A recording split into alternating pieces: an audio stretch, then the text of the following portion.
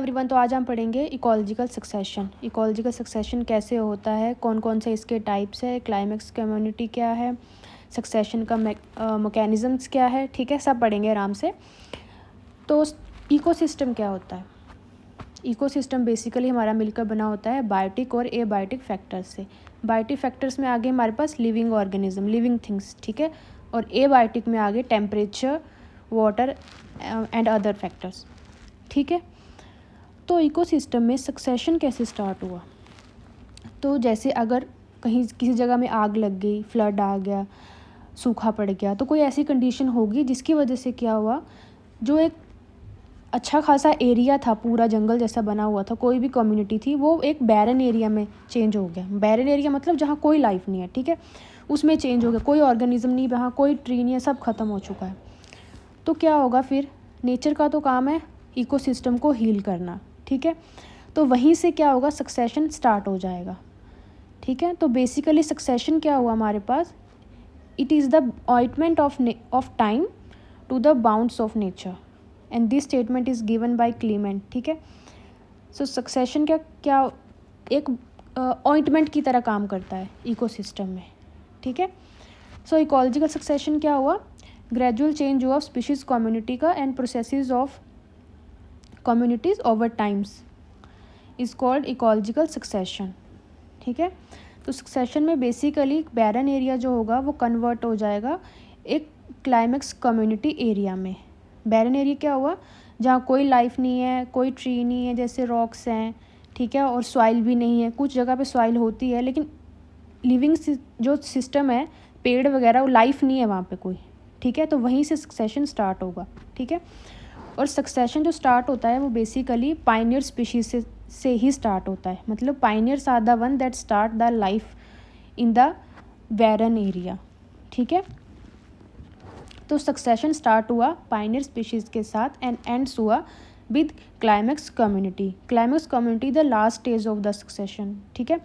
और एक और बात याद रखनी है, जो अर्ली स्टेजेस होती है, मतलब जब अभी लाइफ स्टार्ट होती है उस टाइम क्या होता है कि जो P/R रेशो मतलब प्रोडक्शन और रिप्रोडक्शन, प्रोडक्शन बाय रेस्पिरेशन की जो रेशो है वो more than 1 होती है, ठीक है। मतलब स्टार्टिंग में प्रोडक्शन ज़्यादा होगा लेकिन रेस्पिरेशन कम होगा। लेकिन जैसे जैसे सक्सेशन हमारा क्लाइमेक्स स्टेज की तरफ चलता जाएगा, जो P/R रेशो है, प्रोडक्शन बाय रेस्पिरेशन की रेशो है, वो इक्वल टू 1 हो जाएगी। मतलब जितना प्रोडक्शन होगा उतना ही रेस्पिरेशन सेशन में आती है।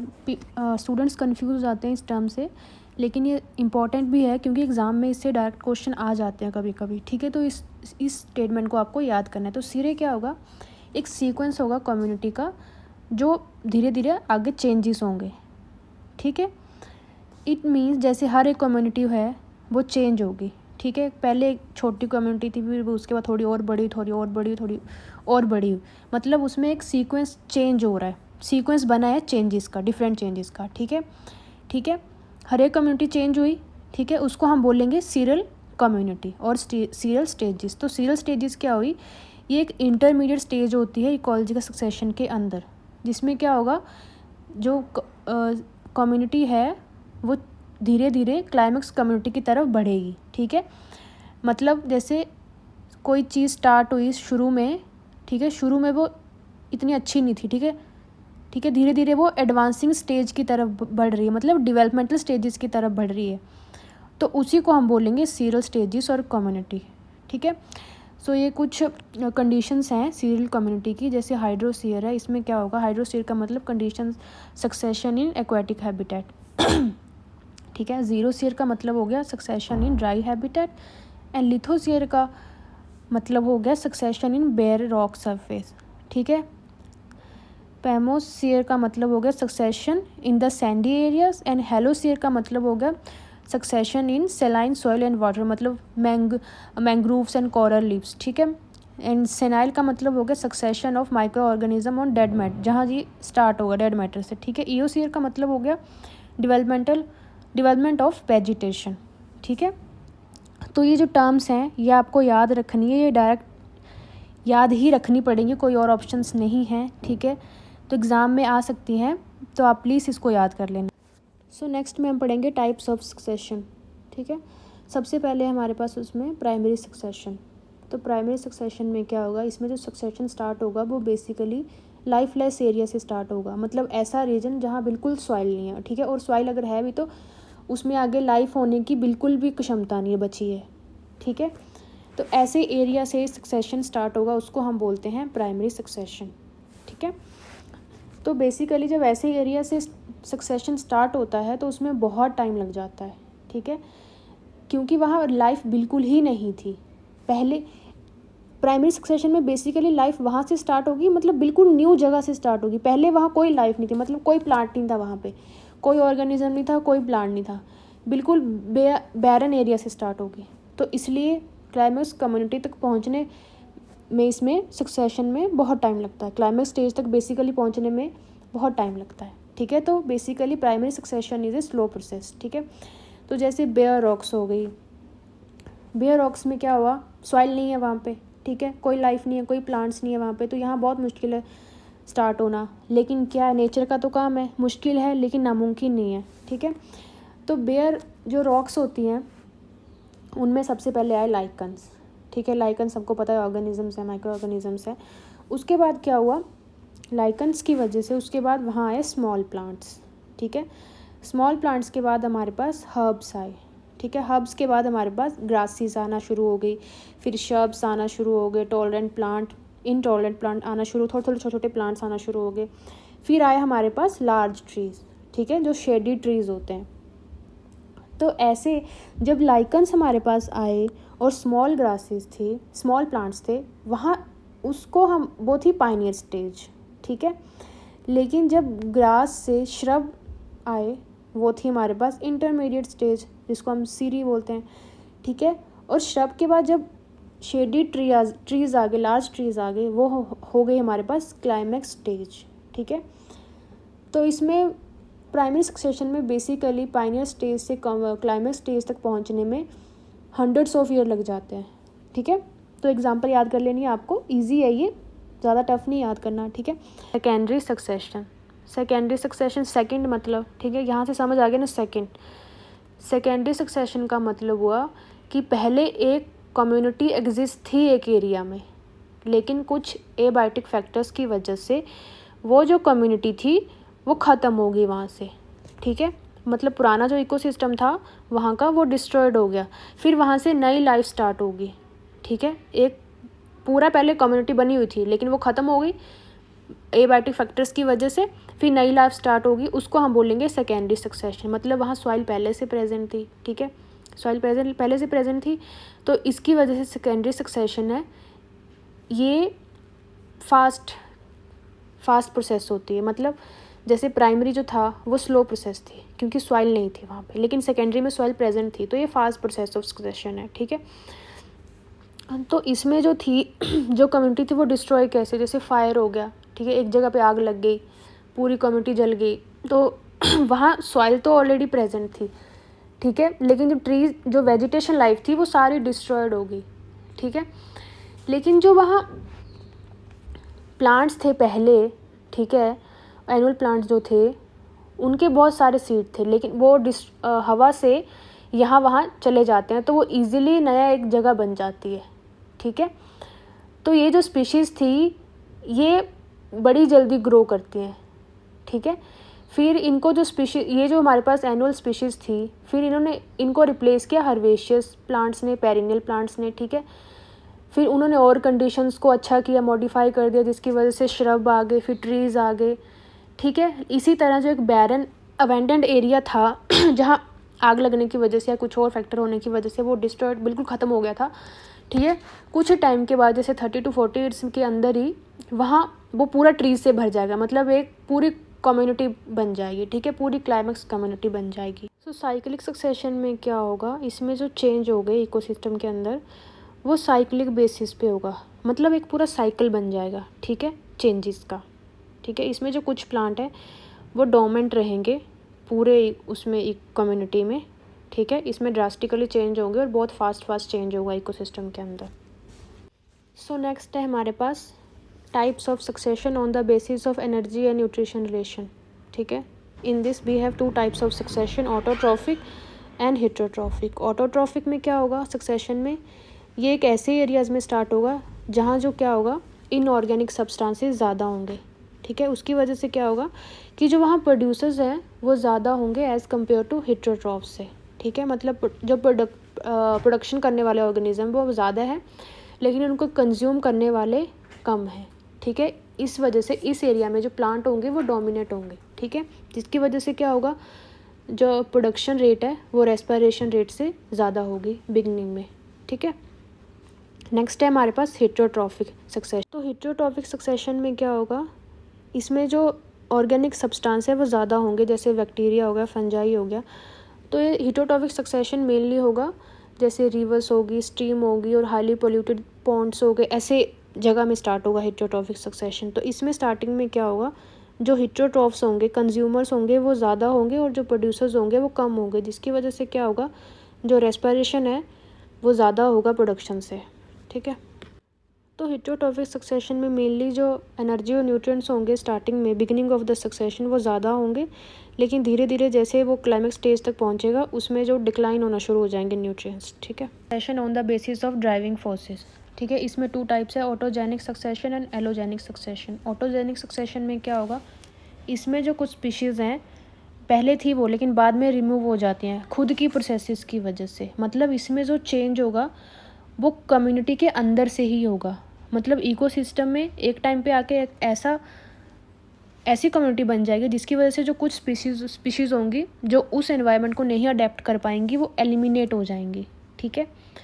तो इसमें जो चेंज होगा वो प्री एग्जिस्टिंग प्लांट लाइफ पे होगा, मतलब प्राइमरी सक्सेशन है वहाँ पे, ठीक है, ऑलरेडी है। तो ये सेकेंडरी सक्सेशन के अंडर आता है, ठीक है। तो जैसे हमारे पास एक क्लाइमेक्स कम्युनिटी बन गई, ठीक है, वहाँ शेडेड प्लांट्स आ गए, ठीक है, उनके अंदर एक छोटे छोटे वेजिटेशन मतलब छोटे छोटे हर्ब्स प्रेजेंट होते हैं, ठीक है, छोटे छोटे प्लांट होते हैं।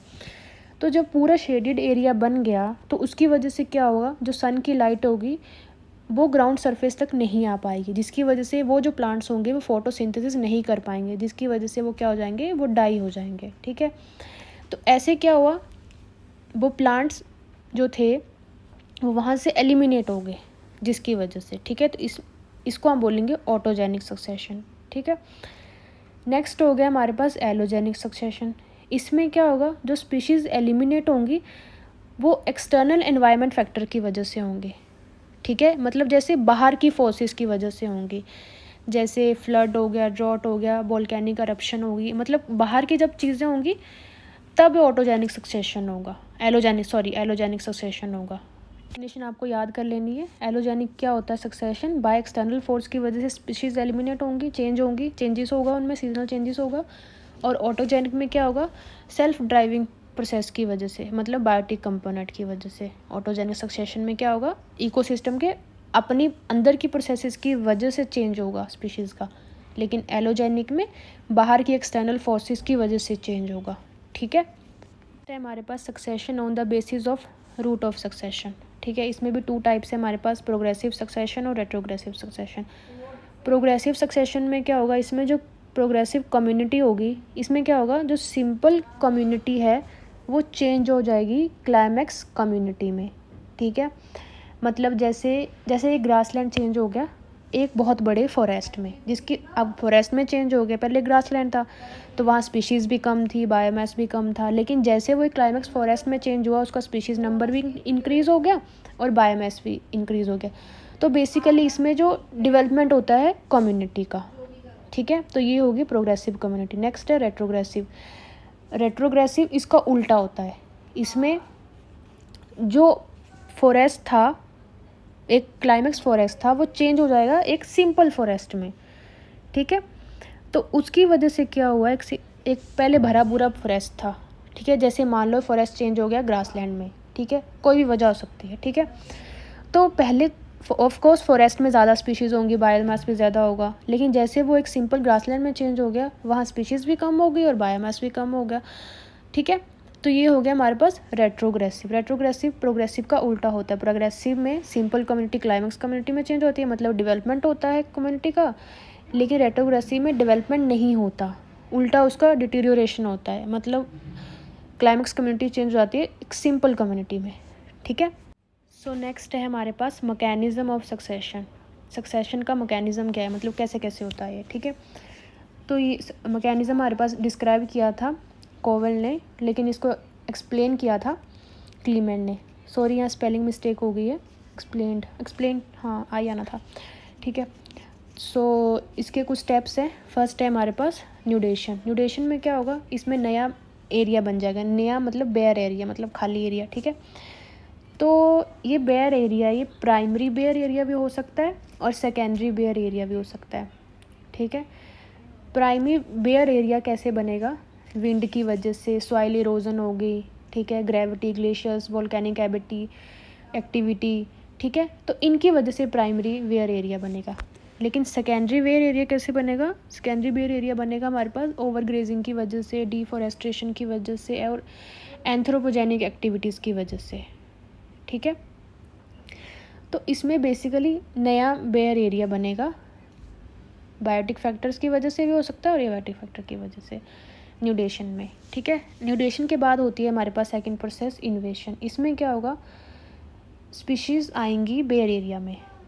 अब स्पीशीज़ कैसे आती हैं, ठीक है, इसमें भी 3 टाइप्स हैं। माइग्रेशन की वजह से आ सकती हैं, इसिस की वजह से आ सकती हैं और एग्रीगेशन की वजह से आ सकती हैं, ठीक है।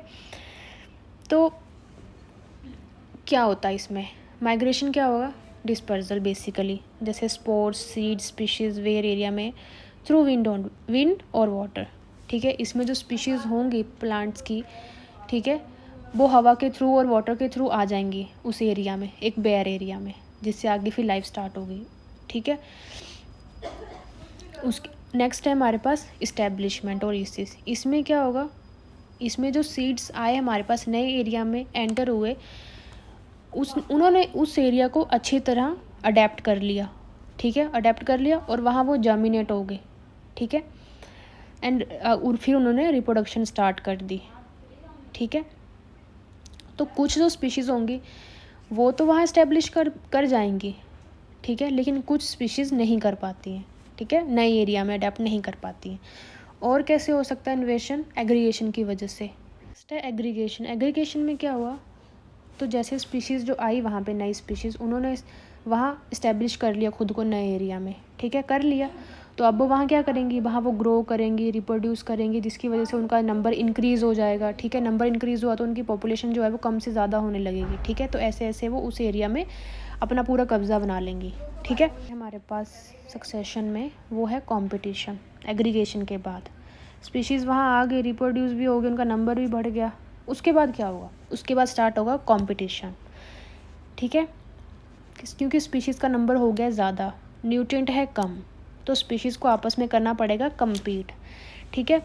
जो स्पीशीज़ कम्पीट कर लेगी, जीत जाएगी उस एरिया में, वो वहाँ रहेगी। लेकिन जो उस कंपटीशन में नहीं सर्वाइव कर पाएगी वो वहाँ से हो जाएगी एलिमिनेट, ठीक है। तो ये कंपटीशन 2 टाइप्स का भी हो सकता है, इंटर स्पेसिफिक और इंटर स्पेसिफिक। इंटर स्पेसिफिक मतलब डिफरेंट स्पीशीज़ के बीच में, और इंटर स्पेसिफिक का मतलब है विद इन द स्पीशीज़, ठीक है। तो उनको सर्वाइव करने के लिए लड़ना पड़ेगा। ये हो गया कंपटीशन। बाद हमारे पास जो नेक्स्ट स्टेप है वो है रिएक्शन। रिएक्शन में क्या होगा, स्पीशीज़ वहाँ आई रहने लगी, ठीक है, और वहाँ क्या करेंगी, वो आकर उस जगह पे, उस एनवायरनमेंट में इंटरेक्शन करेंगे उसके साथ, ठीक है, उस हैबिटेट में इंटरेक्शन करेगी। उसकी वजह से क्या होगा, जो एबायोटिक कंपोनेंट है उनमें चेंजेस आना शुरू हो जाएंगे, जैसे वाटर, सॉइल कंडीशन, जो टेम्परेचर कंडीशन है, उसमें चेंजेस आना शुरू हो जाएंगे, ठीक है। जिसकी वजह से क्या होगा, जो पहले स्पीशीज़ वहाँ रह रही थी, ठीक है, वो स्पीशीज़ वहाँ से रिमूव हो जाएंगी, ठीक है, और नई स्पीशीज़ वहाँ आ जाएंगी और वो नए एनवायरनमेंट को इस्टेब्लिश कर देंगे, ठीक है। पुरानी स्पीशीज़ निकल गई क्योंकि वहाँ मॉडिफिकेशन होगी एनवायरनमेंट की, जिसकी वजह से पुरानी रह नहीं पाई और नई वहाँ रहने लग पड़ी, ठीक है। तो this is the most important step in the succession mechanism, ठीक है। नेक्स्ट है हमारे पास क्लाइमैक्स और द स्टेबलाइजेशन और फाइनल स्टेज ऑफ सक्सेशन। हमारे पास मैकेनिज़्म में क्लाइमैक्स और stabilisation, this is the final stage of succession. तो इसमें क्या होगा, स्पीशीज़ आ गई, वो ठीक है, कंपटीशन भी कर लिया, इन्वायरमेंट के साथ रिएक्शन भी कर लिया, सब कर लिया, ठीक है। तो अब क्या करेगी, अब वो एक इक्विलिब्रियम मेंटेन कर लेगी इन्वायरमेंट कंडीशन के साथ, ठीक है। इस स्टेज के बाद कोई चेंज नहीं आएगा उस कम्युनिटी में, ठीक है। वही क्लाइमेक्स स्टेज आ गई, ठीक है। इसके बाद कोई चेंज नहीं आता, ठीक है, जब तक कोई बड़ी फोर्स ना उसको चेंज करने पे मजबूर करे, ठीक है। लार्ज डिस्टर्बेंस ना हो उस एरिया में, तब तक वो कम्युनिटी वैसे ही रहती है, वो चेंज नहीं होती, ठीक है। तो ये थे 5 स्टेप थे मैकेनिज्म ऑफ सक्सेशन के। तो ये आपको याद रखने, क्योंकि स्टेप्स क्वेश्चन आ सकते हैं कि फर्स्ट स्टेप कौन सा है, सेकंड कौन सा है, थर्ड कौन सा है, फोर्थ कौन सा है, फिफ्थ कौन सा है, ठीक है। तो फर्स्ट था हमारे पास न्यूडेशन। न्यूडेशन मतलब बेयर एरिया, एरिया कैसे बना पहले, ठीक है। नेक्स्ट हुआ इन्वेशन। इन्वेशन मतलब स्पीशीज़ कैसे आई वहाँ पे, ठीक है, स्पीशीज़ कैसे आई, ठीक है, कैसे कैसे उन्होंने रहना स्टार्ट किया। फिर आ गया कंपटीशन। कंपटीशन में स्पीशीज़ के बीच में कंपटीशन स्टार्ट हो गया, ठीक है, रहने के लिए, फूड के लिए, स्पेस के लिए। फिर स्पीशीज़ जो वहाँ रही, बच गई, उन्होंने क्या किया, दूसरी इन्वायरमेंट के साथ इंटरेक्ट किया, ठीक है, इन्वायरमेंट के साथ इंटरेक्ट किया, पुरानी स्पीशीज़ को वहाँ से निकाल दिया, फिर वो डेवलप हुई, ठीक है। फिर उन्होंने एक क्लाइमेक्स कम्युनिटी बना दी एंड में, ठीक है, ठीक है। एनवायरनमेंट के साथ एक इक्विलिब्रियम मेंटेन हो गया कम्युनिटी एंड एनवायरनमेंट के बीच में, ठीक है। तो this is the final stage, ठीक है। इसका कोई रिवर्स नहीं होगा until there is a sudden or large disturbance in that area, ठीक है। तो this is the 5 stage you have to remember, okay. I hope आपको समझ आया होगा। हमारे पास ऐसा मैकेनिज़्म सक्सेशन का कि स्पीशीज़ आपस में कैसे रह रही हैं। तो आपस में जब स्टेजेस प्राइनियर से क्लाइमेक्स बढ़ती जाएंगी तो स्पीशीज़ का भी चेंज आएगा, ठीक है। तो ये आपस में कैसे रह रही हैं, मुश्किल है रहना, तो कैसे कैसे रह रही हैं। तो 3 स्टेप इसके लिए बताए गए हैं, फैसिलिटेशन, टॉलरेंस और इनहिबिशन। फैसिलिटेट मतलब या तो वो एक दूसरे की हेल्प करके रहेंगी, ठीक है। टॉलरेंस का मतलब या तो कंडीशन को टॉलरेट करके रहना पड़ेगा उनको वहाँ पे, ठीक है। नेक्स्ट है इनहिबिशन। इनहिबिशन का मतलब या तो वो एक स्पीशीज दूसरी को निकाल देगी उस कम्युनिटी से, ठीक है। तो फैसिलिटेशन को समझते हैं। इसमें क्या होगा, जो स्पीशीज़ बाद में आएंगी, ठीक है, उनका आना जो है वहाँ उस कम्युनिटी वो डिपेंड करेगा जो कंडीशन क्रिएट करी पुरानी स्पीशीज़ ने, मतलब जो पायनियर स्पीशीज़ थी उन्होंने जो कंडीशन क्रिएट करी, वो जो कंडीशन होंगी वही डिपेंड करेंगी कि उन इन्वेशन स्पीशीज़ का वहाँ पे रहना, ठीक है। तो जिसकी वजह से क्या होगा, जो पायनियर स्पीशीज़ ने वो कंडीशन, जो एनवायरनमेंट उन्होंने बना दिया था वहाँ पे, उनके लिए वो लेस सूटेबल था, लेकिन उन्होंने दूसरी जो आने वाली स्पीशीज़ थी वो उनके लिए ज़्यादा सूटेबल था, जिसकी वजह से क्या हुआ, जो पुरानी स्पीशीज़ थी उनका वहाँ से एलिमिनेट हो जाएगा, ठीक है। समझ आ गया। पायनियर स्पीशीज़ थी, उन्होंने ऐसा एनवायरनमेंट क्रिएट किया जो आने वाली स्पीशीज़ के लिए, लेटर स्पीशीज़ के लिए ज़्यादा सूटेबल था, लेकिन उनके लिए कम था। तो ऑफकोर्स उनके लिए कम था तो वो एलिमिनेट हो जाएंगी, तो इनडायरेक्टली उन्होंने हेल्प करी दूसरी स्पीशीज़ की, ठीक है। हमारे पास टॉलरेंस, इसमें क्या होगा, तो जो नई लेटेस्ट स्पीशीज़ बनी इसमें, ठीक है, स्पीशीज़ जैसे एक के बाद दूसरी, दूसरे के बाद तीसरी, तीसरे के बाद चौथी, इसमें जो क्या हुआ, जैसे वो स्पीशीज़ बनती है हर एक स्टेजेस के बाद, उनमें जो एक स्पीशीज़ बनी उसने दूसरी की हेल्प नहीं करी, कोई हेल्प नहीं करी, ठीक है। जैसे उनको रिसोर्स मिले, कंडीशन मिले, वो उसमें रहने की कोशिश करती रही, लेकिन किसी ने भी एक दूसरे की हेल्प नहीं की, क्योंकि उनको नहीं पता है कि कैसे वहाँ रहना है, कैसे क्या करना है। तो एक दूसरे की किसी ने हेल्प नहीं की, बस वहाँ खुद को टॉलरेट किया, एनवायरनमेंट के जो कंडीशंस थी उसमें रहने के लिए खुद को अडेप्ट किया, ठीक है। इसमें जो एनवायरनमेंट होगा वो जो अर्लियर स्पीशीज़, जो पहले की स्पीशीज़ थी, ठीक है, उसके लिए कम फेवरेबल होगा, लेकिन जो लेटर स्पीशीज़ है उसके लिए ना ज़्यादा फेवरेबल होगा, ठीक है, ना ज़्यादा हार्मफुल होगा, ठीक है। उसको कोई फ़ायदा नुकसान नहीं हो रहा, लेकिन जो पुरानी स्पीशीज़ है, ठीक है, उसको नुकसान होगा उस कंडीशन की वजह से, ठीक है। सो नेक्स्ट है हमारे पास इनहिबिशन। तो नेक्स्ट है हमारे पास इनहिबिशन मॉडल। इसमें जो क्या होगा, इसमें जो स्पीशीज़ आई उन्होंने क्या किया, वो कंपटीटर की तरह काम करेंगे, ठीक है। इन्होंने ऐसा इन्वायरमेंट बना दिया कि जो दूसरी स्पीशीज़ हैं वो वहाँ से उनको यहाँ वहाँ से रिमूव कर दें वो, ठीक है। ऐसे कंपटीशन बना देंगे, ठीक है। ऐसे मतलब ऐसा इन्वायरमेंट क्रिएट कर देंगे जिसकी वजह से जो दूसरी स्पीशीज़ हैं, ठीक है, उनकी डेथ हो जाएगी, वो वहाँ रह ही नहीं पाएंगी, ठीक है। ऐसा इन्वायरमेंट क्रिएट करके जाएंगी, ठीक है। इसमें क्या होगा, बेसिकली जो अर्ली स्पीशीज़ होगी, मतलब जो वहाँ एक रह रही है, वो एक ऐसा इन्वायरमेंट बना देगी जो, ठीक है, वो दूसरी आने वाली स्पीशीज़ के लिए ठीक नहीं होगा, ठीक है। और इसमें जो सक्सेशन प्रोसीड होगा बेसिकली वो लॉन्ग लिव्ड स्पीशीज़ की तरफ होगा, मतलब जो स्पीशीज़ ज़्यादा सर्वाइव कर पाई वहाँ पे और ज़्यादा लंबे टाइम तक रह सकती हैं वही आगे रहेंगी, बाकी सबका एलिमिनेशन हो जाएगा। ठीक है, तो ये 3 मॉडल थे, फैसिलिटेशन, टॉलरेंस और इनहिबिशन। ठीक है, इसमें से क्वेश्चन आ जाते हैं तो आप इसको याद कर लें। सो मैंने पूरी कोशिश करी है ताकि आपको अच्छे से समझ आ जाए। आई होप आपको ये समझ आ गया होगा। ठीक है, मैं और भी टॉपिक्स पढ़ाऊँगी जो एग्ज़ाम पॉइंट ऑफ व्यू से इम्पॉर्टेंट होंगे। ठीक है, so follow and subscribe for more such videos.